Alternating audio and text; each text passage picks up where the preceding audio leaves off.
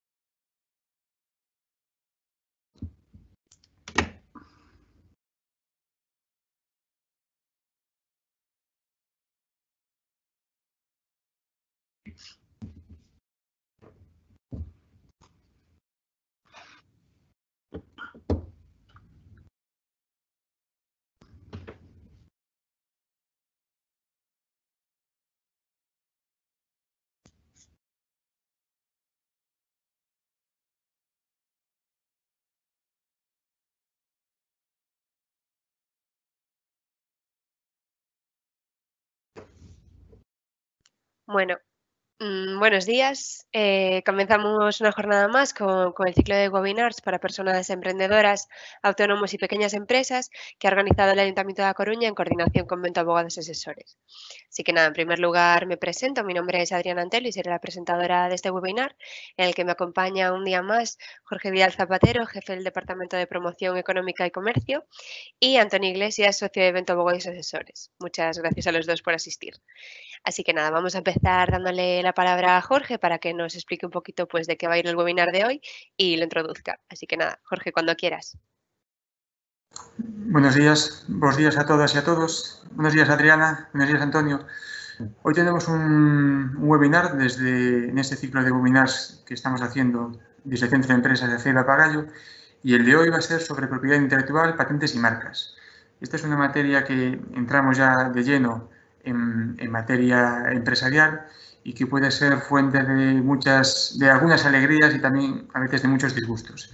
Y bueno, este webinar espero que os ayude para clarificar la situación de las patentes y marcas y de cómo utilizarlas y de cómo sacarle el mejor provecho a ello. Y sin más, pues os dejo de vuelta con Adrián y con Antonio. Muchas gracias. Perfecto, muchas gracias Jorge otro día más por tu intervención. Así que nada, antes de empezar os voy a comentar un poquito pues cómo vamos a organizar este webinar. Como todos haremos una explicación continuada y finalizaremos con un turno de preguntas que será de aproximadamente unos 15-20 minutos. Estas preguntas nos las podéis hacer llegar a través del chat que encontráis en el margen derecho de vuestras pantallas, en un icono en el que encontráis dos bocadillos con una interrogación. Así que nada, nos las podéis escribir por ahí y Antonio las contestará al final de la sesión. Si tenéis alguna pregunta pues que sea más concreta o que si por casualidad quedase sin contestar, nos la podéis hacer llegar a través de presco@coruna.es indicando en el asunto la fecha de hoy.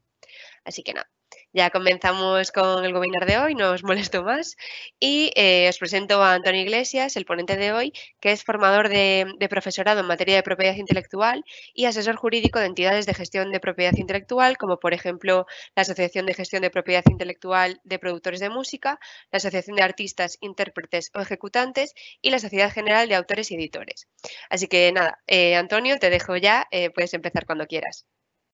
Gracias, Adriana. Gracias, Jorge. Buenos días a todos. Bueno, yo lo que voy a intentar con esta charla es aclararos un poco las posibilidades que tiene una empresa de aprovecharse de los diferentes registros que nos puede ofrecer, que nos ofrece tanto la propiedad intelectual como la propiedad industrial. Y primero habría que empezar definiendo y distinguiendo lo que es propiedad industrial y lo que es propiedad intelectual, porque no en todos los países significan lo mismo y en el nuestro sí significan cosas diferentes y a veces se utilizan de forma no correcta. Se incluye dentro de la propiedad industrial la propiedad intelectual o viceversa. Y por lo tanto creo que primero tenemos que empezar a diferenciar qué es cada cosa. Vale. ¿Qué es la propiedad intelectual? ¿Qué protege la propiedad industrial? La propiedad industrial protege pues, las patentes, las marcas, los diseños industriales. Eso es la propiedad industrial. Tenemos varias formas, varios tipos de registros para proteger la propiedad industrial dependiendo de su ámbito territorial, dependiendo en qué territorios queramos proteger nuestras invenciones o nuestras marcas. Pues hay uno nacional, que es la Oficina Española de Patentes y Marcas. Hay uno europeo, una oficina europea para aquellas empresas que quieran desarrollarse en el ámbito europeo, y después también hay una Organización Mundial de Propiedad Intelectual que abarcaría también pues, territorios más amplios. Dependiendo del territorio que queramos registrar, pues tenemos que dirigirnos a las oficinas correspondientes. Es importante también destacar que los registros de propiedad industrial y de propiedad intelectual en nuestro país al menos están separados físicamente, y se registran obras diferentes, derechos diferentes.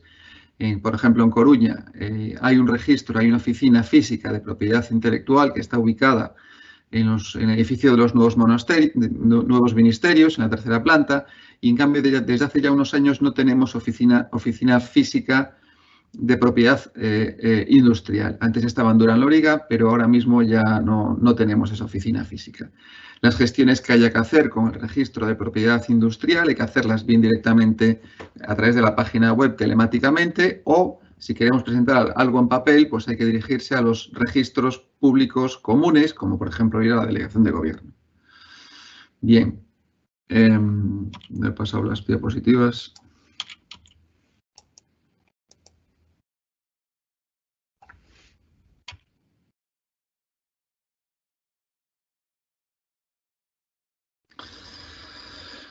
Bien, cuando hablamos de propiedad intelectual, en cambio, nos estamos refiriendo a lo que son derechos de autor, ¿vale?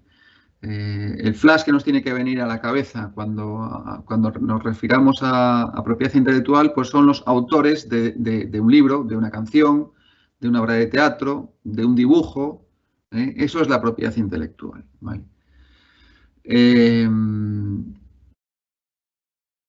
El registro de las patentes, de las marcas, de lo que es la propiedad industrial es necesario. Es necesario para generar derechos, para que los titulares de esas marcas, de esas invenciones, tengan eso que se llama derecho de exclusividad, que es ni más ni menos que el titular de esa patente o de esa marca pueda comercializarlo, evitando que otras personas puedan hacer uso de esa marca o de esa patente. En cambio, en la propiedad intelectual es diferente. El derecho nace en el momento mismo de la creación. Cuando componemos una canción o escribimos un libro, en el momento de la creación se genera el derecho automáticamente de ese autor. No es necesario registrarla en ningún registro, aunque es conveniente.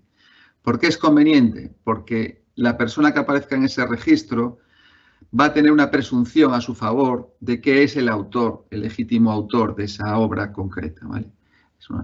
Es una presunción que puede desvirtuarse, y muchas veces ocurre que hay gente espabilada que va corriendo al registro y registra algo que no es suyo. Entonces, bueno, pues coloca en una posición incómoda o difícil a su legítimo autor, que tiene que ir a un procedimiento a tratar de demostrar que realmente es suya la obra. Tiene que utilizar los medios de prueba que tenga a su alcance para desvirtuar una presunción de la persona que ha corrido más rápido y ha ido al registro antes que él a registrar esa obra concreta. Digo que en la propiedad intelectual los derechos nacen de forma automática cuando se crea la obra y se fija en un soporte. Esto es importante, ¿vale? Tiene que estar fijada en un soporte. O sea, no vale decir, no, yo esta canción ya la tarareaba yo, y no, tiene que estar fijada. En el momento que se fija en un soporte es el momento en el que nace ese derecho. Es decir, es la creación y la fijación de la obra, ¿vale?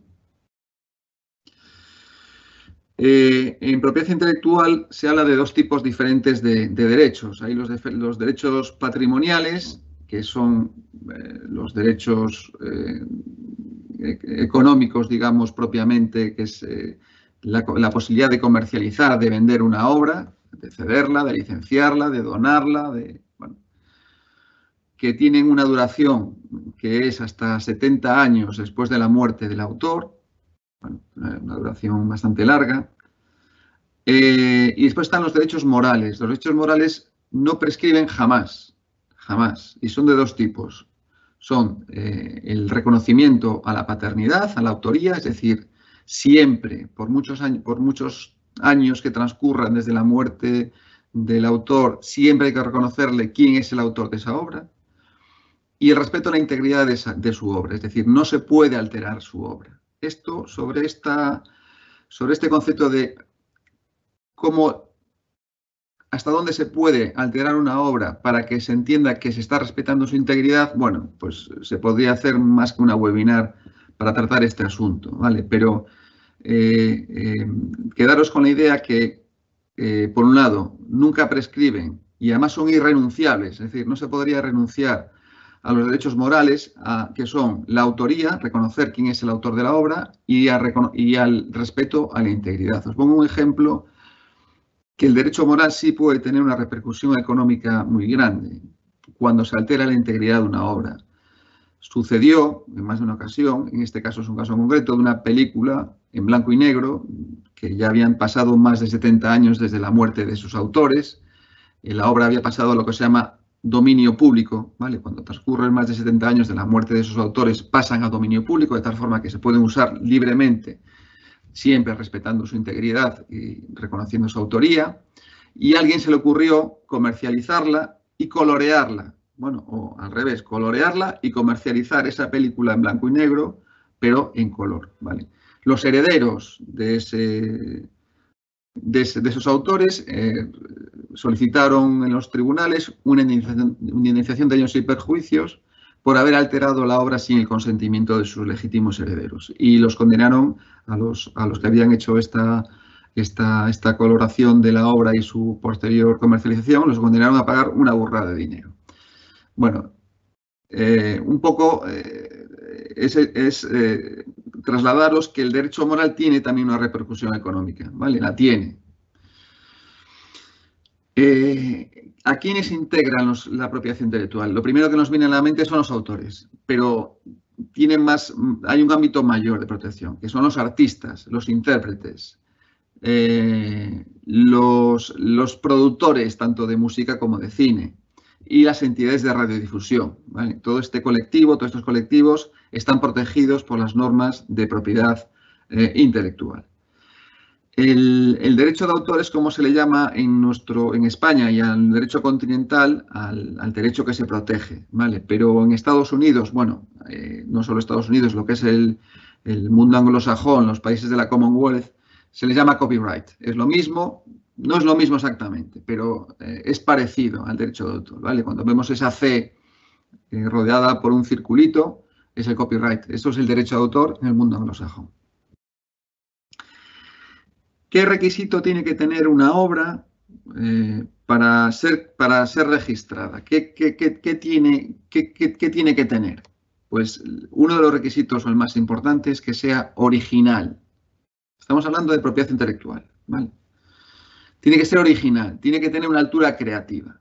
¿Eso cómo se mide? Bueno, pues en el registro de la oficina de propiedad intelectual, unos señores que cuando vamos al registro y registramos lo que sea, pues una canción, una obra, un dibujo, tienen que pronunciarse sobre si esa obra, sobre ese dibujo, sobre lo que sea, tiene esa originalidad suficiente para ser considerada una obra protegida por los derechos de autor. Bueno, pues eso es un ejercicio que se hace. Os pongo un ejemplo para que os quede un poco grabada esta idea de la originalidad, que además cuando veamos lo que es la propiedad industrial y los requisitos que tiene para registrar una patente o una marca, es diferente, ¿vale? Es diferente. Entonces, os voy a contar una cosa que me pasó a mí en un asunto que yo intervine personalmente relacionada con la originalidad de una obra. Una señora se le dio por querer registrar en la Sociedad General de Autores, que no es un registro, no es el mismo registro que el registro de la propiedad intelectual, es una entidad de gestión privada, pero también exige lo mismo, exige, como es lógico, porque gestiona obras de propiedad intelectual, exige el requisito de originalidad. Vale, pues quiso registrar dos cosas esta señora. Unos politonos, que son cuando marcamos un móvil o un teléfono, hacen pipo, pupa, pues esos son politonos, quiso registrar esos politonos y quiso registrar un grito que era como el grito de Tarzán, ¿vale? La Sociedad General de Autores en su día pues, le denegó el registro por considerar que esos politonos y ese grito de Tarzán no tenían una originalidad. suficiente como para justificar su registro. La señora Nicortani Perezosa interpuso una demanda contra la Sociedad General de Autores reclamándole, creo recordar, 200.000 euros por daños y perjuicios, porque decía que el no haberle registrado esas obras, al no haberle permitido el registro de esas obras, pues se le habían causado daños y perjuicios por ese importe por no haber podido explotarlas convenientemente. Lógicamente, bueno, pues no le dieron la razón, pero es un caso que ciertamente anecdótico. La señora era, bueno, ella misma era anecdótica. No sé si os acordáis de una señora que quiso vender o llegó a vender porciones del sol a través de Amazon, creo recordar. No sé qué plataforma utilizó en su día. Esta señora se fue a un notario, se registró como propietaria del sol por por haber soportado sobre su cuerpo los rayos del sol durante más de 30 años. Es lo que se llama en derecho prescripción adquisitiva o usucapión. Y Nicortani Perezosa empezó a vender porciones del sol. En un momento Amazon se dio cuenta de lo que estaban vendiendo y también le prohibieron la venta de estas porciones del sol y también les metió un pleito a Amazon. No sé cómo quedó ahí, yo ahí sí que ya no intervine. Pero bueno, un poco esto es anecdótico y os lo cuento para que os quede en la mente este requisito de la necesaria originalidad o de altura creativa de que tiene que tener una obra para poder ser registrada en el registro de propiedad intelectual, para que pueda generar derechos de autor, ¿vale? Originalidad, que os quede esto. La duración, como ya os expliqué, de los derechos de autor es hasta 70 años después de la muerte. Ahora veremos que la duración de los diferentes derechos en la propiedad industrial son diferentes y es también diferente lo que se está registrando y lo que se protege, y en muchas ocasiones vamos a ver que se pueden registrar las mismas cosas en diferentes registros, con lo cual es conveniente porque tenemos diferentes formas de proteger una misma cosa y diferentes plazos de protección, ¿vale?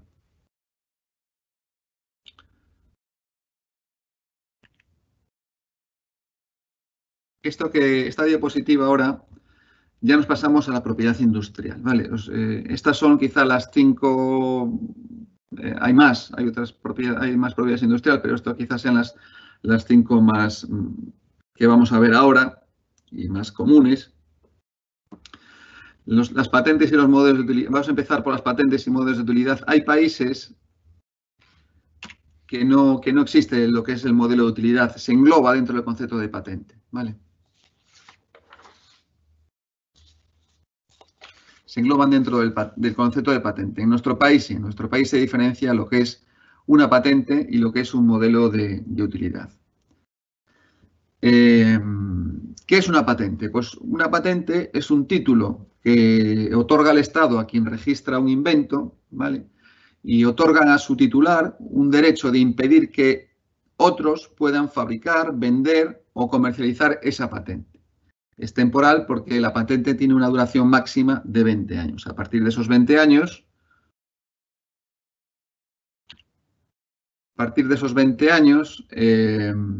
pasa a dominio público. Se utiliza el mismo término que antes utilizamos para decir que cuando un autor muere a los 70 años, sus obras pasan a dominio público. Estábamos hablando en materia de propiedad intelectual, aquí estamos hablando en materia de propiedad industrial y decimos que una patente, cuando transcurren más de 20 años, pasa a dominio público, ¿vale? Puede ser comercializada y usada de forma libre. ¿Cuáles son las obligaciones que tiene una persona que patente un invento? Pues básicamente son 2. Primero, está obligado a describir su invento, a describir su patente cuando hace el registro. Esto supone, que no es ninguna tontería, que todo el mundo tiene acceso a ese invento nuevo, a esa patente, porque los registros son públicos. Una vez que está registrada una obra y se resuelve positivamente su concesión, cualquiera tiene conocimiento exacto de cómo es esa patente, de cómo es ese invento. Y una segunda obligación que es que tiene la obligación de explotar la patente y tiene unos plazos máximos de 4 años a partir de la solicitud de la patente o de 3 años a partir de su concesión. Si en estos periodos de tiempo el que ha solicitado la patente no la explota, se cancela, caduca la patente. Lo mismo ocurre si no paga las tasas correspondientes. Para que tengáis una idea de lo que cuestan los registros de estas cosas, el registro de una patente es lo más caro que hay y vienen a ser como 1.000 euros, ¿vale? Después es cierto que hay que ir pagando las renovaciones, pero son bastante más económicas. Todos los demás derechos de propiedad industrial son más baratos, es decir, que no se asuste nunca el precio, el coste que tiene el registro. Otra cosa es que después también a veces hay que pagarle a la persona, a la agente de propiedad industrial o a la persona que nos haga ese registro. Cuando son cosas un poco complicadas es conveniente registrar, acudir a estos especialistas y a veces es necesario. Hay veces que es necesario acudir a los agentes para registrar ciertas cuestiones. Pero lo que es la tasa, en principio, no es nada cara, son baratas, ¿vale?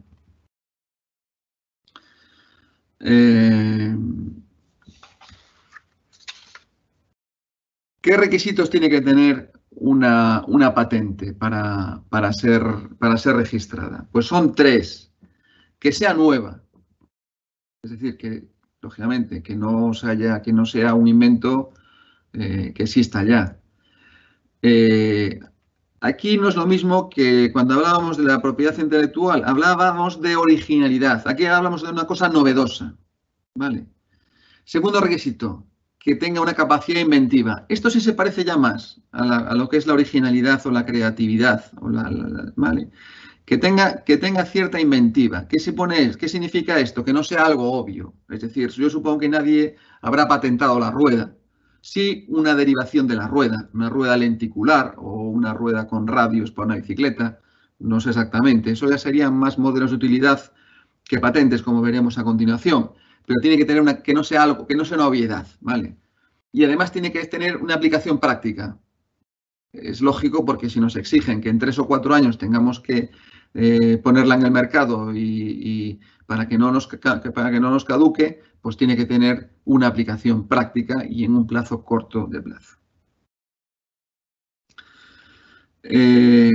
Como ya vemos antes anunciado, todos estos derechos que se registran tienen lo que se llama derecho de exclusividad. Supone que solo el titular de esa patente tiene el derecho de venderla, cederla, licenciarla y sus herederos heredarla. Pero sí es cierto que tenemos estos plazos máximos de 20 años. A partir de estos 20 años pasaría a lo que se llama dominio público. Bien, ¿qué ocurre cuando algo se inventa, cuando un trabajador inventa algo que es patentable en el seno de la empresa en la que trabaja, en la empresa en la que le paga un salario? Bueno, si el invento entra dentro, si el desarrollo de ese invento entra dentro de sus funciones como trabajador, el titular de esa patente es el empresario. Por el contrario, si es algo ajeno a sus funciones, el empresario ahí no tiene nada que pintar.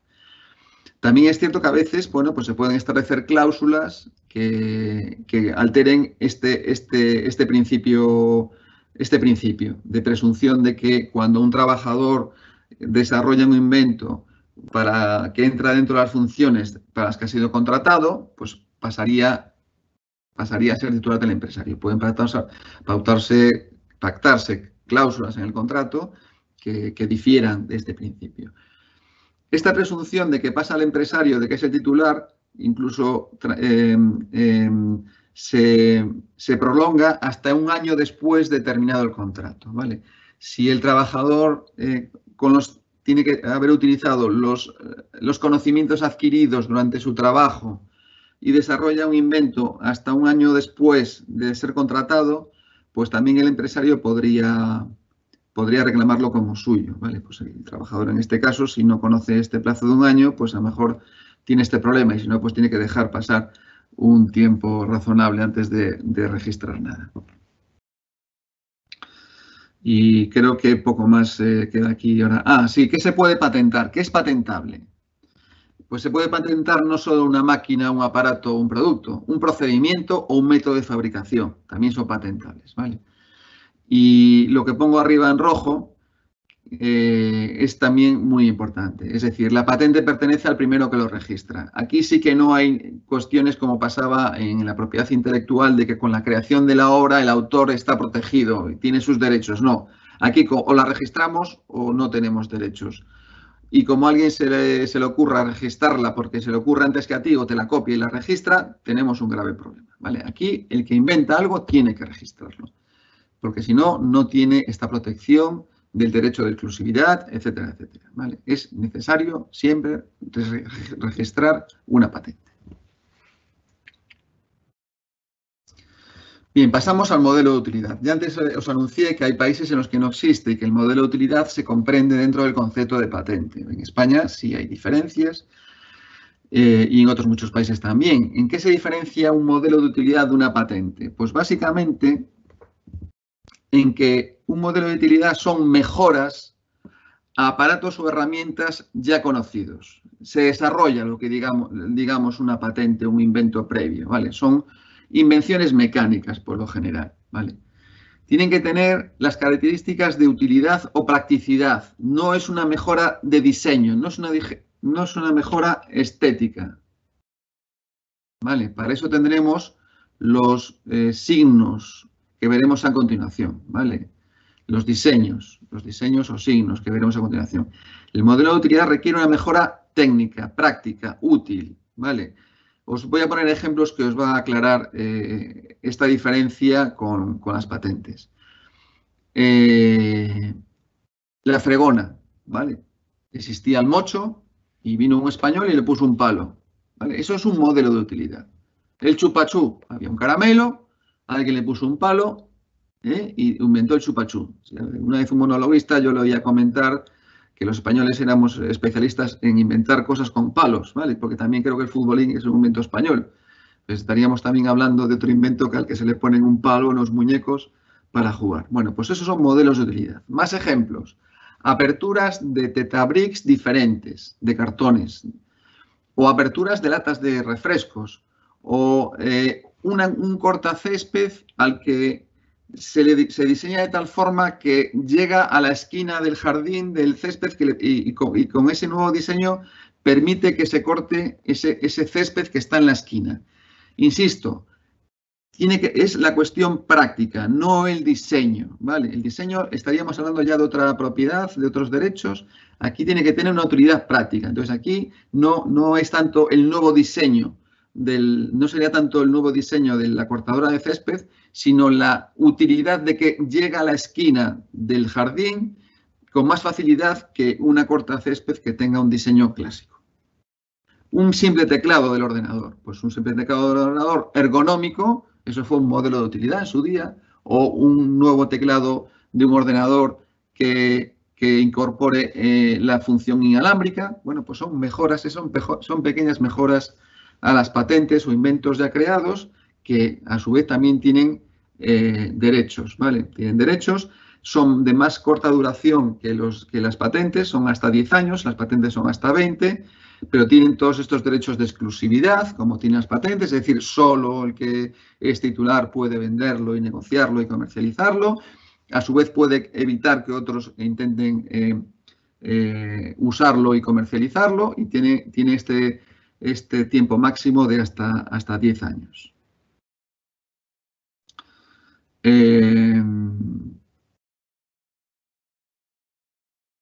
Estos modelos de utilidad para pequeñas empresas tienen mucho mejor encaje que una patente. Una patente normalmente requiere de un conocimiento y un I+D que es más propio de empresas de cierta envergadura.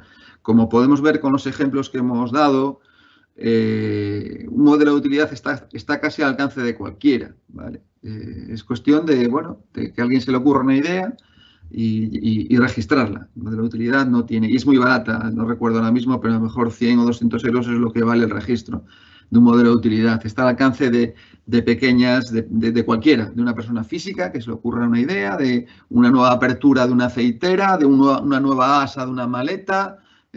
Pues son pequeñas invenciones que a veces tienen resultados económicos muy importantes, ¿vale? También se puede heredar, pero tenemos el plazo máximo de 10 años, que a partir de 10 años pasaría a dominio público. En definitiva, ¿qué puede proteger un modelo de utilidad? Pues estamos hablando de utensilios, herramientas, instrumentos, aparatos. Esto es un modelo, son modelos de utilidad, ¿vale? Pequeñas mejoras. Y ahora pasamos a lo que son diseños industriales.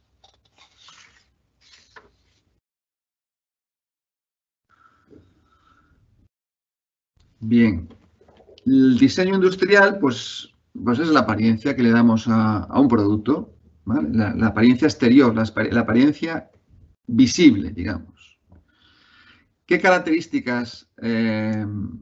El diseño industrial, decir también que se registra, también es otro derecho de propiedad industrial, como veíamos en el cuadrito aquel, ¿vale? Otro registro, otro derecho que es digno de protección y que en ocasiones tiene una importancia económica grandísima, ¿vale? Muy importante. Bien, ¿qué características puede tener un diseño industrial? ¿Cómo se, pues pueden ser líneas, pueden ser colores, pueden ser formas, texturas, contornos, materiales, ¿vale? Todo lo que se pueda utilizar para hacer un dibujo o un modelo, cualquier cuestión. ¿Qué es susceptible qué productos son susceptibles de objeto de protección por el diseño industrial? Pues, por supuesto, cualquier producto, de forma individual, de forma parcial, conjunto de productos, el envase de un producto, logotipos, caracteres tipográficos, iconos informáticos, dibujos. El dibujo, por lo tanto, tiene la particularidad de ser protegido a través de la propiedad intelectual, como ya habíamos visto, ¿vale?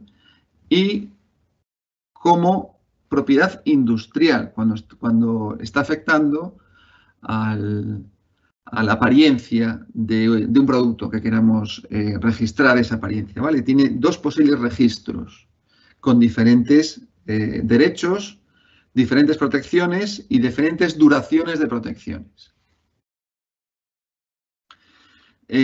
Una página web, un diseño de una página web también puede ser registrable, ¿vale? Y mapas o cualquier cuestión que se nos pueda ocurrir que pueda tener un diseño, ¿vale? ¿Qué requisitos tiene que tener un diseño o un modelo, un dibujo o un modelo para ser registrado en la oficina de propiedad industrial, ¿vale? Son dos. Tiene que ser novedoso, que no es lo mismo, insisto, que el requisito que nos exigiría un dibujo como obra de propiedad intelectual. Hablábamos de la originalidad, de la altura creativa. Aquí no. Aquí cuando hablamos de propiedad industrial no es necesario que sea original, ni que sea un dibujo estupendo. Yo, que soy el peor dibujante del mundo, no podría, jamás me admitiría a la oficina de propiedad intelectual un dibujo, salvo que lo cuele como arte moderno. Pero sí, en cambio, la oficina de propiedad industrial, sí, porque solo me va a exigir que sea novedoso, que no haya otro igual, ¿vale? Y en este aspecto hay que tener en consideración que no tiene que ser igual no solo a los que estén ya registrados, sino a cualquier otro que se haya conocido, ¿vale? Es decir, cuando presentamos el dibujo, el diseño en la oficina de propiedad industrial, lógicamente, si hay otro dibujo igual ya registrado, la propia oficina os va a decir, oye, mira, esto ya está, ya está aquí registrado. Pero si hubiese un dibujo que no haya sido registrado, pero que haya sido ya divulgado, un diseño, digamos, un diseño de otro producto, el propietario de ese diseño se podría oponer y podría solicitar la cancelación de nuestro registro, diciendo que su dibujo, aunque no estaba registrado, sí estaba ya divulgado, ya había sido divulgado y ya estaba siendo utilizado esa imagen para vender otros productos, ¿vale? Entonces, tiene que ser novedoso, tiene que ser algo nuevo. Y en segundo lugar, tiene que tener lo que se llama un carácter singular. ¿Qué significa que tenga un carácter singular? Que tiene que causar una impresión distinta de cualquier otro dibujo o modelo. Es decir, que cuando veamos ese diseño, ese dibujo, ese modelo, no nos lleve a confusión con otro diseño o otro modelo de otro producto, ¿vale? No estamos hablando de copias, sino de impresiones. Si es una fotocopia, lógicamente no tiene sentido. pero puede ser que no sea idéntico y sí que nos lleve a una impresión que puede generar una confusión. Vale, pues estos son los dos requisitos que tiene que tener un dibujo o un modelo para ser registrado, que sea nuevo y que cuando lo veamos no nos lleve a confusión de que sea otro dibujo o modelo de otro producto o servicio. ¿Vale?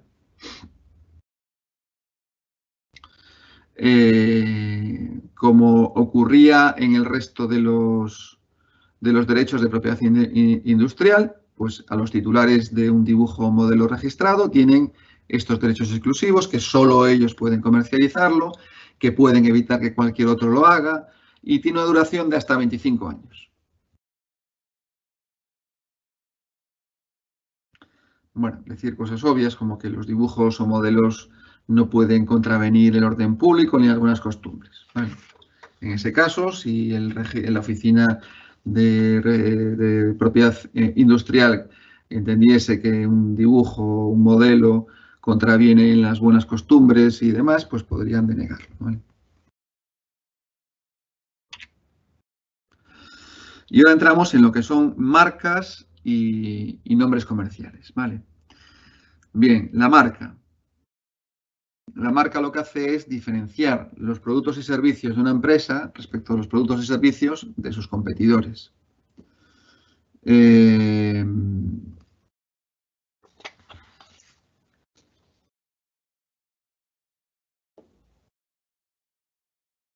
Sirve para diferenciar los empresarios, pues cuando les interesa, por la razón que sea, que suelen ser obvias, ¿no? Cuando tenemos un producto o un servicio que nos gusta o que nos gustaría que no se confundiese con los de la competencia, pues creamos una marca, ¿vale? Creamos una marca. Y para esto está este registro, esta posibilidad de registrar una marca, que es registrar un producto o un servicio para diferenciarlo del resto de los competidores. La marca por excelencia prototipo es la marca individual, pero hay otras dos marcas que también son interesantes, que es la marca colectiva y la marca de garantía. ¿Qué es la marca colectiva? La marca colectiva es aquella que sirve para diferenciar nuestros productos o servicios en el mercado de los miembros de una asociación. ¿Asociación de qué? Pues de fabricantes, de productores, de comerciantes, de prestadores de servicio. Se pueden generar, pues, asociaciones, construir asociaciones de empresarios de cualquier tipo y generar una marca común a todos ellos, ¿vale? En este caso, ¿quién es el titular de la marca? La asociación. Sería, pues a veces puede ser interesante asociarse, sobre todo los pequeños, buscar asociaciones para vender productos o servicios que puedan contener, pues, un contenido que pueda ser común a todos. Y después está lo que se llama la marca de garantía. La marca de garantía lo que hace es garantizar o certificar que los productos o servicios cumplen unos requisitos mínimos comunes de calidad, de qué componentes usamos, de origen geográfico, de condiciones técnicas, de modos de elaboración, ¿vale? Aquí esta marca no la pueden utilizar las empresas, sino que es un tercero el que autoriza, digamos, a los empresarios a utilizar esa marca. Ese tercero es el que tiene que controlar y evaluar si esos productos o servicios que esa empresa pretende comercializar a través de esta marca de garantía, si cumplen con esos mínimos de exigencia que requiere esa concreta marca de garantía, pues de calidad, de origen de los productos, de lo que sea, de que proceden de un sitio determinado. Y entonces, cuando esos productos o servicios de esa empresa cumplen esos requisitos evaluados y controlados por ese tercero que tiene, digamos, que es el que gestiona la marca, pues garantiza y certifica que esos productos o servicios entran dentro de esa marca de garantía y puede vender esa persona, esa empresa, puede vender esos productos o servicios con esta marca de garantía. Bueno, pues son los tres tipos de marcas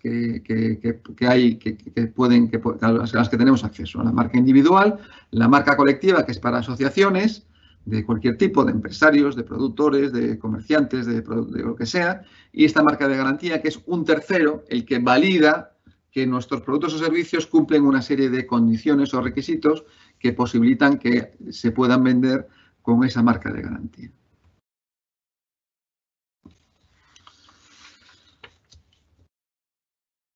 ¿Cómo se pueden constituir las marcas? ¿Qué signos podemos utilizar para constituir una marca? Pues casi cualquier signo, los que se nos puedan ocurrir. Se pueden utilizar palabras, se pueden utilizar dibujos, letras, números, colores, sonidos, ¿vale? Olores. Se puede utilizar casi cualquier tipo de signo, ¿vale? Se recomienda siempre que cuando estemos pensando cómo se va a llamar nuestra marca, evitemos dos cosas. Uno, que no sean marcas que tengan una mala sonoridad, que sean desagradables al oído. Y dos, que sean fáciles de recordar. Esto es lo que dice la teoría. En la práctica vemos en el mercado marcas complicadas que funcionan. Claro, nunca sabes cómo funcionarían esas marcas si tuviesen otro nombre o otro contenido, pero se me viene a la cabeza Uterque, por ejemplo. Es un nombre raro, muy raro, y ahí está en el mercado. Claro. Pero estos consejos cuando constituimos una marca, cuando creamos una marca, siempre nos los dan, ¿vale? Yo recuerdo cuando nosotros creamos la nuestra, que pasamos meses para llegar a un acuerdo de cómo llamarnos, ¿vale? Teníamos la idea de que no queríamos un nombre inglés, queríamos algo normal, pero vamos, tardamos muchos meses en llegar a un acuerdo de una marca. Pero bueno, estas son las recomendaciones iniciales que después en la práctica, bueno, pues la teoría a veces pues se queda corta o tal, pero es mejor tener un nombre fácil de recordar y que no sean nombres pues que tengan una sonoridad y que tengan unos componentes que se hagan agradables, que no sean feos, ¿vale? ¿Qué tipos de marca existen? Cuando vamos al registro, pues hay que cubrir unas hojitas, unos impresos, que bueno, se puede hacer ahora, se hace telemáticamente desde hace tiempo ya, pero bueno, se hacen igual, en donde nos dicen nos preguntan cómo es nuestra marca. Pues puede ser denominativa, solo con nombres, con números o letras. Puede ser figurativa, con dibujos.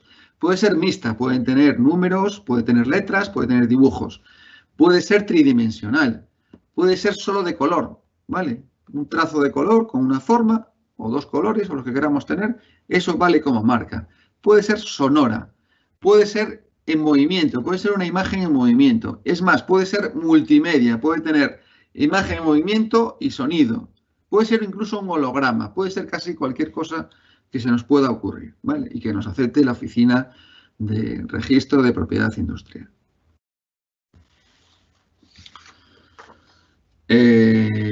Hay muchas prohibiciones a la hora de, bueno, bastantes prohibiciones a la hora de registrar una marca. Una normativa que nos limita a no utilizar ciertas cosas, ciertos elementos a la hora de registrar una marca. Hay prohibiciones que se llaman absolutas y otras que se llaman relativas. Yo os pongo ahí unos ejemplos, bueno, para que tengáis una idea de los motivos que podemos tener de denegación en el registro por estas prohibiciones a las que os hago referencia, que existen en la normativa que regula las marcas y los nombres comerciales. Ahí os cito 4, ¿vale? No podemos utilizar nombres genéricos de forma solos, quiero decir. Por ejemplo, ahí lo pongo el ejemplo de tequila, ¿vale? A una tequila, si queremos vender un tequila, no podemos llamarle tequila. Sí podríamos llamarle tequila y otra cosa, ¿vale? Si tequila lleva otro nombre, pues sí, el registro puede admitirlo, pero solo por el nombre genérico, manzanas, no puedo llamarle manzanas a mis manzanas o lo que sea, ¿vale? No se puede utilizar ese tipo de nombres para designar un producto. Sí, si lleva dentro de otro grupo de palabras, entonces sí puede ser registrable. Tampoco se puede utilizar de forma exclusiva palabras que describan calidad o cantidad, ¿vale? Lo mismo de antes. Si van otras palabras acompañadas a docena o a suprema o a mucho o poco, pues también podría ser. Os pongo un ejemplo de de un aceite que se registró, un aceite de oliva que se registró hace, bueno, no muchos años. Se le quiso poner de nombre chiquitina a ese aceite, porque la oliva que se usaba en ese aceite se llama chiquitina. Es una oliva que nació de un híbrido de 2 olivas, bueno, una historia. Y es un poco más pequeña la oliva que el resto de las olivas. Y se les ocurrió registrarlo, patentarlo con el nombre de chiquitina. El registro les denegó el registro por ser un nombre genérico o de calidad o cantidad, porque eso puede ser cualquier cosa. Y lo que hicieron fue le pusieron una X, le llamaron chiquitina y coló, lo registraron como chiquitina, ¿vale? Bueno, pues estas son cosas, pequeñas tonterías, pero que a veces lo que hay que buscar un poco es la fórmula de que el registro nos acepte, ¿vale? Lo que queremos nosotros con pequeñas variaciones. Pero bueno, como indicadores, como punto de partida, saber que no se pueden utilizar así de forma exclusiva este tipo de nombres para registrar una marca, ¿vale? Tampoco una indicación de procedencia geográfica, ¿vale? Os pongo aquí el ejemplo de Rioja para el vino. Sí, si ponemos Rioja no sé qué o Albariño no sé qué, pues sí vale, pero solo por sí mismo no puede una indicación geográfica valer como marca, ¿vale? Y como último motivo de denegación os pongo uno que quizás sea el que más problemas causa, porque da lugar incluso normalmente a pleitos, que es cuando se produce una confusión de la marca, ¿vale? La confusión de la marca se genera en el momento que por el tipo de marca, por el dibujo, por las letras, por el nombre, nos puede llevar a engaño y pensar que estamos comprando o vendiendo productos o servicios que pueden ser de la competencia, que pueden ser de otra marca ya creada anteriormente, ¿vale?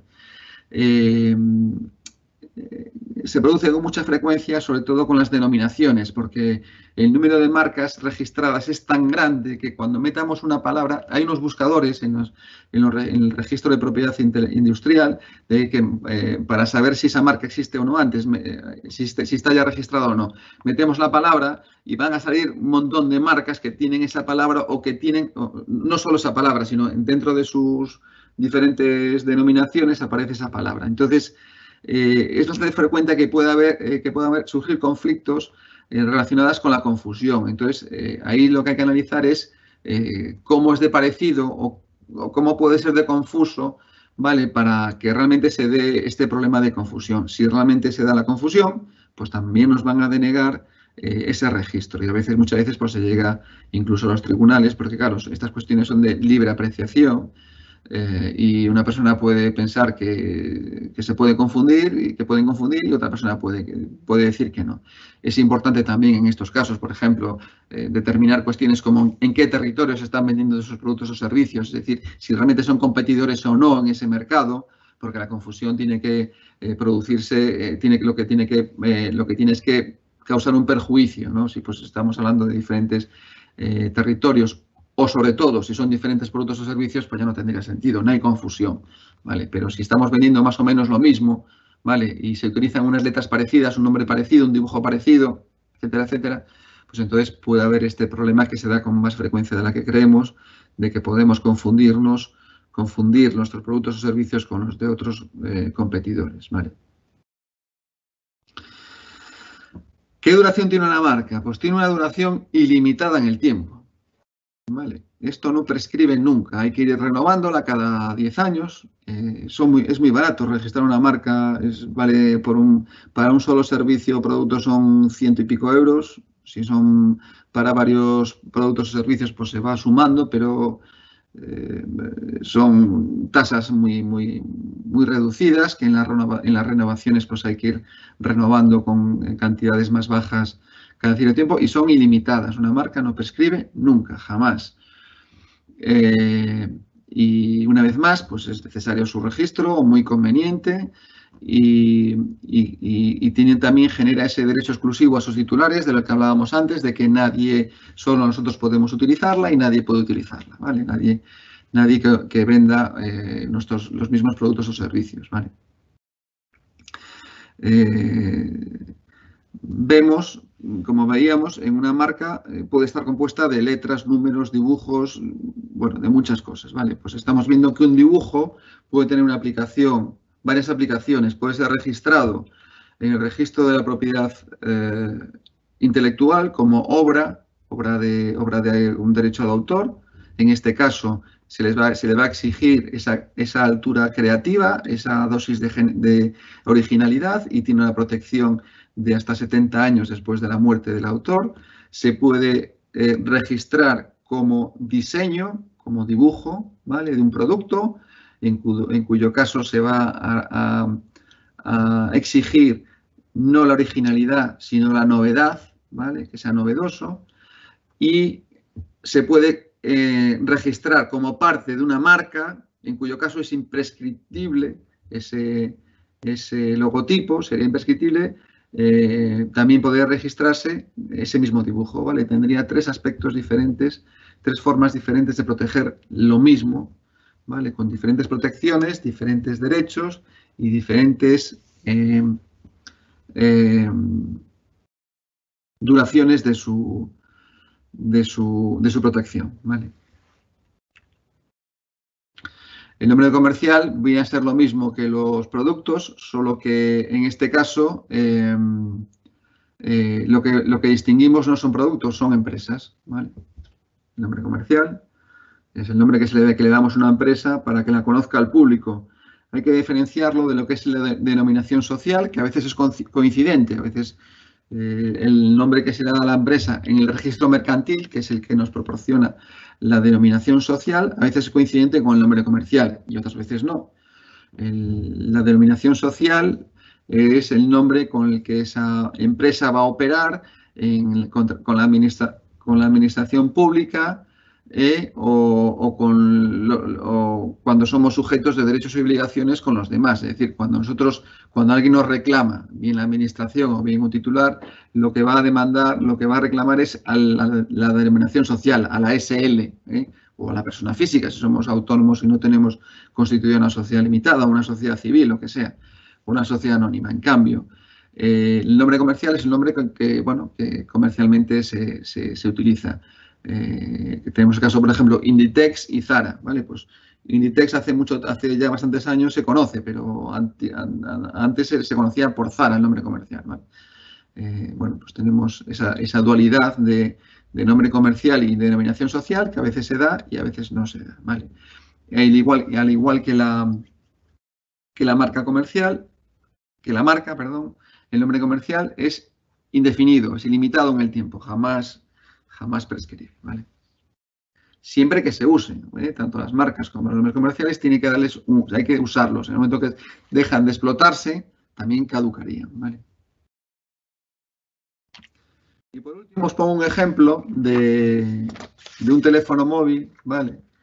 Para que veáis todos los posibles derechos que de propiedad industrial y de propiedad intelectual que pueden registrarse, ¿vale?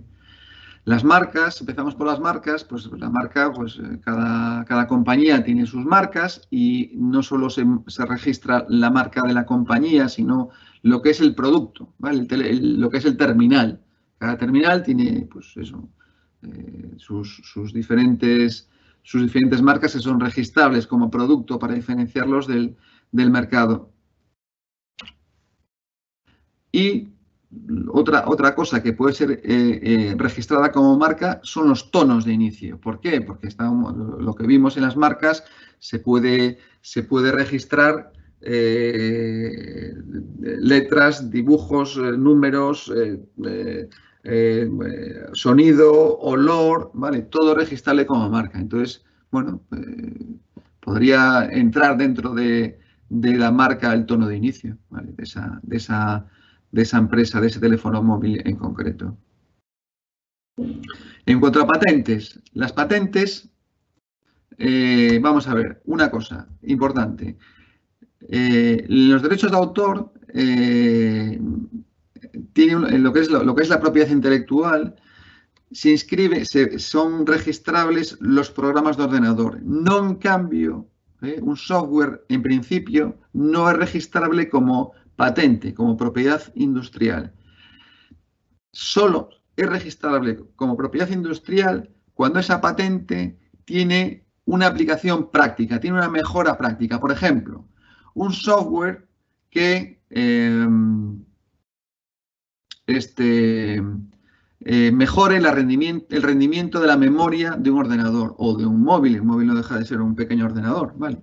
En este caso, si ese software tiene esta mejora práctica, utilidad práctica, podríamos registrarlo como patente dentro de propiedad industrial. Pero si no, como punto de partida, un software hay que registrarlo como propiedad intelectual, ¿vale? Y tampoco pasa nada en registrarlo en los dos registros. Como decíamos antes, nos van a proporcionar diferentes protecciones, diferentes derechos protegidos y diferentes tiempos de protección, ¿vale? Pues eso, las patentes por los inventos, los métodos, los procedimientos, todo eso es patentable, ¿vale? ¿Qué derechos de autor contiene un teléfono móvil? Pues como ya antes decíamos, los software, ¿vale? Los software es patentable, es siempre un derecho de autor. Y si tiene esa mejora a la que decíamos antes de esa aplicación práctica, también puede ser patentable.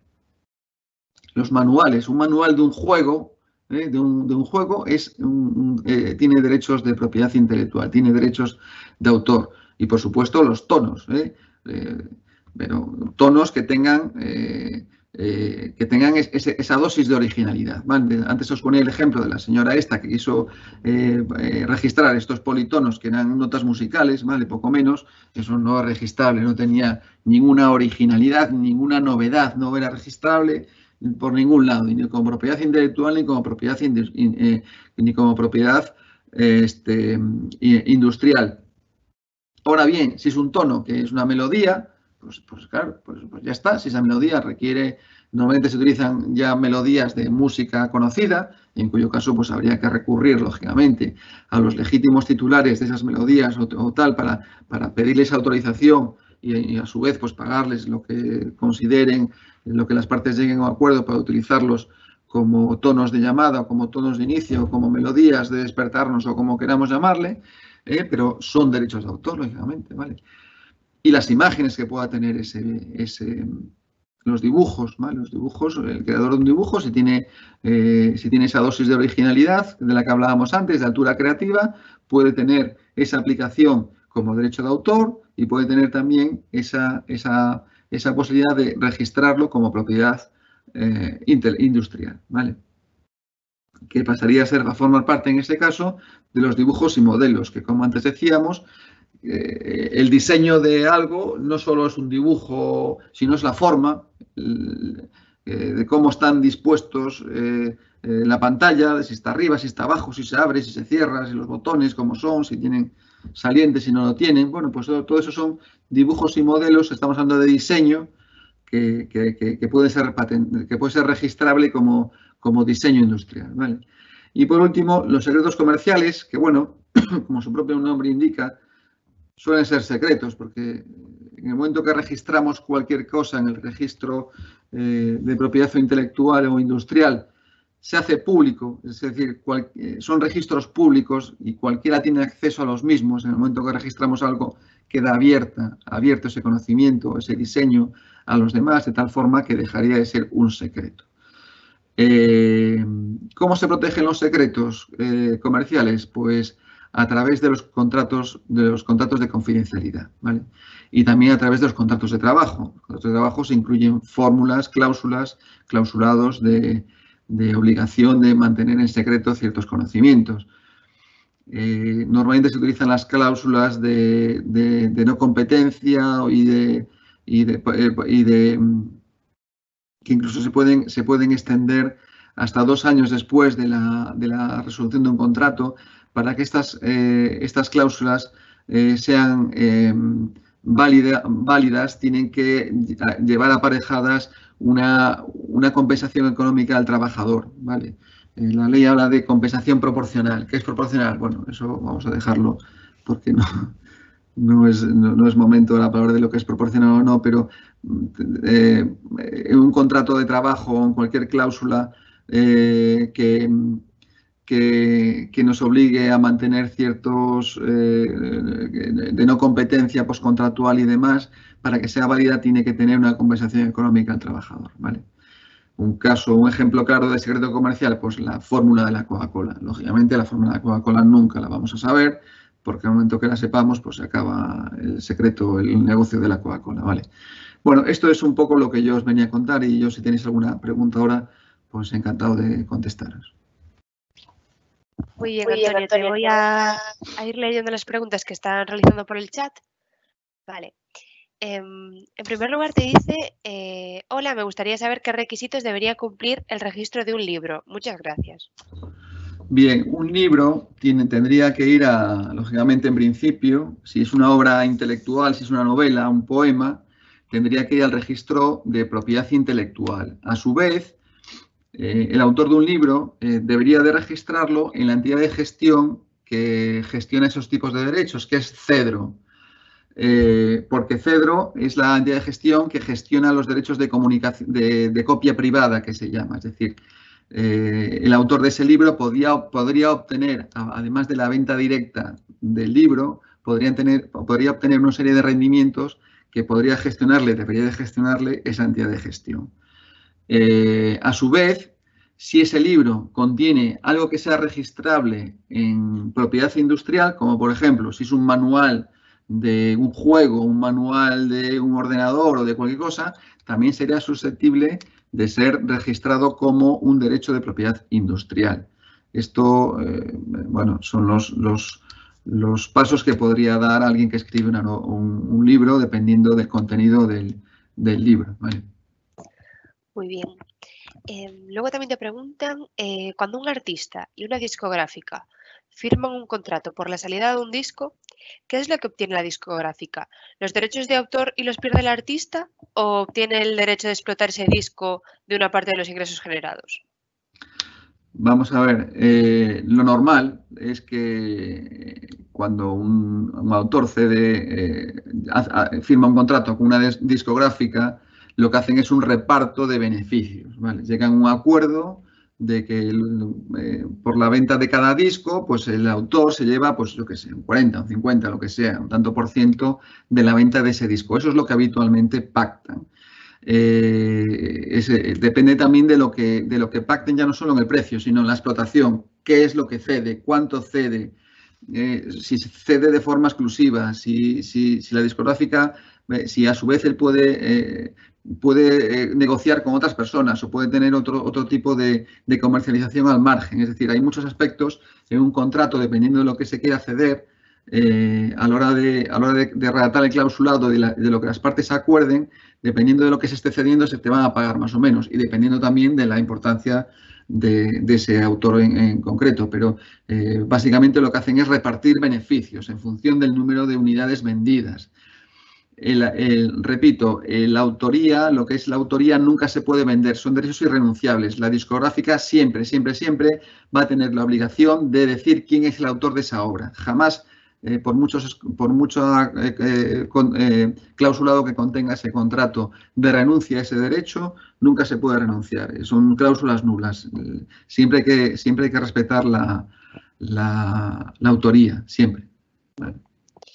Vale, luego te pone por aquí, ¿un dibujo puede ser protegido por la propiedad intelectual e industrial al mismo tiempo? Sí, lo hemos visto aquí en este dibujito del móvil, ¿vale? Sería protegible por la propiedad intelectual siempre que tuviese esa dosis de originalidad y altura creativa y sería protegible por la propiedad industrial en el momento en que fuese novedoso y que no generase confusión con otros dibujos del mercado, de productos del mercado. Aquí estaríamos hablando ya de diseño de un producto. Diseño de un producto donde se utiliza un dibujo para el diseño de ese producto y siempre que sea novedoso, ahí ya no necesita que tenga una altura creativa, ¿vale? Cualquier monigote podría registrarse como tal y además puede formar parte de una marca. Las marcas, cuando creamos una marca de una empresa, suele tener un nombre, suele tener un dibujito o no, un logotipo, entonces puede ser registrable bajo todas estas fórmulas. Yo aconsejaría que se registrase de todas. ¿Por qué? Porque es muy barato registrar y obtenemos protección por todos los lados. En el caso de la marca, ese logotipo quedaría protegida para siempre. Los herederos de de ese señor, de esa empresa o de lo que sea, van a poder utilizar esa marca siempre y van a poder prohibir que cualquiera lo utilice de forma comercial, ¿vale? El derecho de autor se terminaría a los 70 años de la muerte de su autor. Y el diseño a los 10 años, quiero recordar que son. Entonces, bueno, pues son diferentes formas de protegerlo y aparte de que en el tiempo pues también se mantienen más. En el caso de las marcas de forma permanente, para siempre, ¿vale? Perfecto. Vale, luego te preguntan si hay algún organismo público en Galicia que pueda dar información sobre los pasos para registrar una marca. ¿Esto lo podríamos hacer directamente nosotros o tenemos que acudir a un agente que comentabas en tu intervención? Se puede hacer directamente. No hay oficina abierta en Galicia, que yo sepa. En Coruña no la hay. Tengo la duda ahora si la habrá en Santiago, pero yo creo que no, que ahora se hace todo telemáticamente, ¿vale? Y sí hay teléfonos de información. Entrando en la página web de la Oficina de Patentes y Marcas, hay teléfono de información que se llama directamente y son muy amables. Yo he llamado alguna vez para preguntar alguna cosa y realmente atienden correctamente. Y para registrar una marca, incluso desde hace ya un año así, una aplicación, no es que antes no existía la aplicación, existía, lo que pasa es que ahora se ha mejorado y es mucho más sencilla. Para registrar una marca o un nombre comercial hay una aplicación telemática que es muy sencilla, está al alcance de cualquiera. Ahí la dificultad de registrar una marca o un nombre comercial está a la hora de describir ese producto o servicio a la que vamos a destinar la marca, ¿vale? Hay un listado de NIZA que se llama, donde vienen enumerados pues, una serie de marcas o servicios y a la hora de registrar esa marca hay que poner el numerito correspondiente de ese listado y describir correctamente la marca, el producto o servicio que vamos a comercializar bajo esa marca. Esta información también la dan si llamas por teléfono. Es decir, tú puedes llamar por teléfono y decirle, mire, yo tengo una empresa que se dedica a esto y quiero hacer esto y quiero comercializar esto. ¿Me puede usted decir cómo describo en el formulario mío, ¿vale? ¿Cómo describo esto? Y te lo dicen, ¿vale? Te lo pueden decir. Es cierto que te lo puede decir alguien mejor o peor, dependiendo con quién des, pero yo me fiaría bastante bien, ¿vale? Esto tiene una repercusión económica a la hora de describir los servicios o productos a la que vamos a utilizar la marca, porque dependiendo del número de servicios que, según esta clasificación de NIZA, a las que asignemos ese producto o marca, vamos a pagar más o menos por la marca. Por 1 serán 100 y pico, por 2 serán 200, por 3, 200 y pico, y así sucesivamente. Normalmente una marca con 1, 2 o 3 es raro que nos vayamos a más números de clasificación de esta clasificación de NIZA, ¿vale? Entonces, se puede hacer telemáticamente, se puede hacer personalmente y a través de los teléfonos de información de la propia Oficina de Patentes y Marcas se puede hacer perfectamente, ¿vale? Se hace el pago telemático, se hace todo, es muy sencillo, es una herramienta que funciona muy bien. Ahora bien, para una patente o una marca, yo ahí ya no me digo, para una patente o un modelo de utilidad, yo ahí sí ya que recurriría a un profesional. Los mejor indicados son los agentes, lógicamente, porque se dedican a eso. Y cuando se trata de marcas o patentes de empresas que están ubicadas fuera, en América o por ahí, es obligatorio el registro a través de los agentes, ¿vale? Y también hay alguna serie de excepciones en el que también ahora también se exige que sea a través de un agente. En definitiva, para una marca o nombre comercial podemos hacerlo nosotros perfectamente telemáticamente con la ayuda del personal de la propia oficina, que la vais a necesitar, es muy conveniente para describir el producto o servicio a la que esté asociada la marca. Para el resto, pues yo acudiría a un agente, ¿vale? Porque podéis hacerlo mal, lo haréis mal, salvo que, bueno, el hacerlo mal, bueno, no tiene el problema de que gastáis algo de dinero y bastante tiempo y que no ibais a tener que volver a empezar, etcétera, etcétera. Y a lo mejor no registráis convenientemente las cosas. Entonces, este es mi consejo, ¿vale? Muy bien. Luego también te preguntan por qué tenemos que pagar el canon, por hacer fotocopias o por comprar CDs o pendrives si son para un uso privado. Sí, bueno, la razón primera es de legalidad. Hay una directiva comunitaria. Muchas veces la gente piensa que es una cuestión de España, no, no es así. Es una directiva comunitaria que a todos los países de la Comunidad Económica Europea les obliga a sus países a que esto sea así. Realmente la directiva lo que obliga da dos opciones a los países de la Comunidad Económica. Da dos opciones. O se graban estas copias privadas, estas copias. O sea, se establece este canon por las copias o por las memorias de los ordenadores, de los móviles o de los pens o de los CDs, o se prohíbe la reproducción.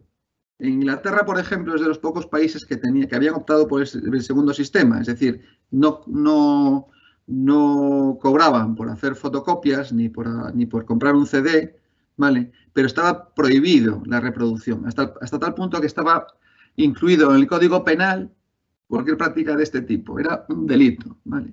Esto ha cambiado no hace mucho, pero bueno, los Estados miembros de la Comunidad Económica Europea o bien permiten la copia, o bien a cambio de una compensación, ¿vale? O bien la prohíben.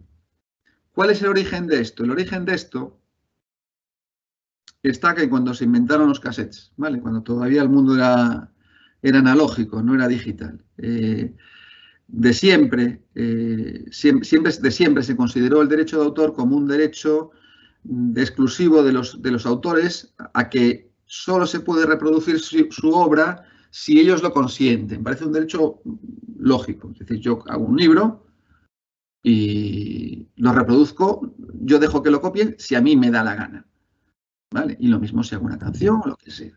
Esto era un derecho que fue así siempre, hasta que se inventó el cassette.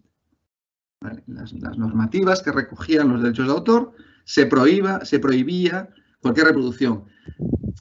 Hombre, desde que se inventó la imprenta se podía reproducir libros, pero en cuanto a música no existían de forma comercial, doméstica, la posibilidad de copiar, ¿vale? Pero sí cuando se inventó el casete. ¿Qué ocurrió en ese momento? Que los fabricantes de cassettes vieron una oportunidad de negocio. Y como tenían el problema de la normativa de que se prohibía, ¿vale?, domésticamente o de cualquier forma reproducir cualquier obra, negociaron con las entidades de gestión de los autores de todo el mundo, ¿vale? Y llegaron a un acuerdo. Y ese acuerdo consistió en que limitaban el derecho exclusivo que tenían los autores a reproducir, a decir que nadie puede reproducirlo, diciendo, sí, yo os dejo reproducirlo domésticamente en vuestras casas a cambio de una compensación. Eso es el origen del canon, ¿vale? ¿Qué es lo que ocurrió? Que esto en su día tenía un ámbito reducido porque, bueno, los cassettes, entre que eran lentos, entre que la grabación no era de calidad, pues claro, cuando vino el mundo digital esto tomó una dimensión pues desmesurada, ¿vale? Entonces, pero bueno, el origen es este, el origen de que haya una directiva comunitaria que diga a los países o usted prohíbe o si permite tiene que haber un canon. Pues el origen es que los autores tenían de siempre este derecho de que solo ellos podían reproducir la obra. Y la negociación con el mundo empresarial de los que vendían casetes en su día introdujo en la normativa una limitación a ese derecho exclusivo a que, vale, yo a usted le dejo reproducir en su casa, le dejo copiar, pero me da usted una compensación. Pero claro, adaptado a los tiempos modernos, pues claro, el salto es brutal, porque hoy en día con el mundo digital y las posibilidades que tenemos de copiar y demás, pues todos los conocemos, ¿vale? Luego también te preguntan si la ropa también encuadra en la definición de propiedad intelectual. Dice que resulta curioso los gran sonados casos de Inditex en los que se les acusa de copiar diseños de moda a marcas de renombre y como salen sin un rasguño. Vamos a ver, es algo que siempre se ha dicho de Inditex. No sé si en algún momento eso ocurrió. Puede ser que en sus primeros momentos recurriesen a eso. Yo pregunto, ¿y quién no recurre a copiar? Estamos hablando de moda, ¿eh? porque probablemente ahí más que copiar yo, vamos, es una opinión muy personal, que lo mejor que puedes hacer es no hacerme caso, pero yo creo que lo que copiaban son lo que se va a llevar en esa temporada, a lo mejor con pequeños cambios, pero crear, es decir, el pantalón pitillo volverá y se volverá a ir y se volverá a venir, la camisa no sé qué, es decir, de novedad tiene poco general la moda. Lo que tiene es que va y viene con pequeños cambios. Yo no sé si esto siempre se dijo en su momento de Inditex. Yo creo que desde hace ya mucho tiempo no es así. Inditex ya tiene una estructura suficientemente poderosa de diseñadores que tienen una autonomía propia desde hace ya mucho tiempo. Es más, yo creo que incluso pueden copiar ahora mismo a Inditex lo que es lo que se va a llevar cada temporada. Yo creo que Inditex, las tiendas de Zara, cuando ponen la temporada de invierno, la temporada de verano, la pondrán probablemente antes que cualquier otra. Es cierto que antes de poner los escaparates, pues son los desfiles de moda, que es en donde realmente se dice que ahí es donde copian o dejan de copiar. Bueno, yo no sé si esto fue así o no en algún momento, yo creo que eso ya ha dejado de ser de hace bastante tiempo. En cuanto a si es protegible o no, volvemos a lo de siempre. Desde el punto de vista de la propiedad intelectual tiene que tener una originalidad, ¿vale? La ropa en sí, una camisa, yo nunca la he visto como propiedad intelectual. Sí, a lo mejor un dibujo, ¿vale? El dibujo sí, la marca, el cocodrilo, el no sé qué, eso como propiedad industrial sí tiene cabida, el reconocimiento de la marca. Pero el diseño, yo no sé si habrá alguna prenda que tenga tanta originalidad que pueda entrar en ese concepto, no lo sé. O que sea lo suficientemente novedosa como para que se suponga... Bueno, se me está ocurriendo ahora un ejemplo. Hay unos zapatos que no recuerdo de qué marca, ahora me viene a la memoria, no es una marca conocida, muy caros, que tienen la suela roja. Vale. Solicitaron su registro en la propiedad industrial como diseño, incluso no sé si como marca, la particularidad que tuviesen esa suela roja. ¿Vale? Después de muchos idas y vueltas y de mucha discusión y pleito, se le reconoció esa posibilidad de reconocer la suela roja como algo propio e identificativo de esa marca de zapatos. Pero son cosas muy aisladas, es decir, tiene que ser un elemento que sea muy claro e identificador en el mercado para que suponga una novedad o una idea que requiera o que justifique una protección superior. Bueno, es mi opinión, no sé exactamente ahora mismo, se me podrían pasar más ejemplos por la cabeza, pero recuerdo el del zapato, el de la suela del zapato rojo. Sí, ¿qué se registra? Se registran las suelas de los zapatos. Se registran las suelas de los zapatos. Se registra ¿cómo se dice? Los dibujitos, en la suela, para que el zapato no se deslice. ¿Vale? Pero eso ya no es una cuestión estética, es una cuestión de practicidad, de utilidad. ¿Vale? Se han llegado a registrar lo que es la suela del zapato en cuanto a su sujeción, por su aplicación de sujeción en el suelo. ¿Vale? Es un poco yo lo que... Sí, la marca en cuanto al diseño de una marca, pero no sé, yo no le veo... De hecho, nunca ha habido nada. O sea, se ha dicho muchas veces esto de Inditex y yo nunca he visto nadie que haya puesto un pleito de Inditex por esto. Jamás. Yo a veces pueden tener un cierto grado a veces de origen, pero después yo creo que quedan ahí como cosas que la gente dice en los bares, pero que con el tiempo no es así. No sé si en un primer momento quizá cuando tenían menos medios utilizaban todo tipo de, pues como hacemos todos, pues cuando empiezas te peleas como puedes, pero yo creo que eso si ha sido así en algún momento, eso ha sido superado ya hace mucho tiempo. Vale, ya, bueno, la última pregunta que tenemos hoy la hizo Jaime López. Dice, ¿al coste de una marca de un producto hay que incluir el coste de un logo si es que se incluye en el etiquetado de un producto? Entiendo que es a la hora de registrar, hacer el registro. Pues, Jaime, no sé si nos lo puedes indicar por el chat. El coste al registrarlo. Sí, yo también lo entiendo así. Pero... Vamos a ver. Primero, que no os asuste el coste de un registro, es muy barato. El registro de una marca son 100 y pico euros, si es para un...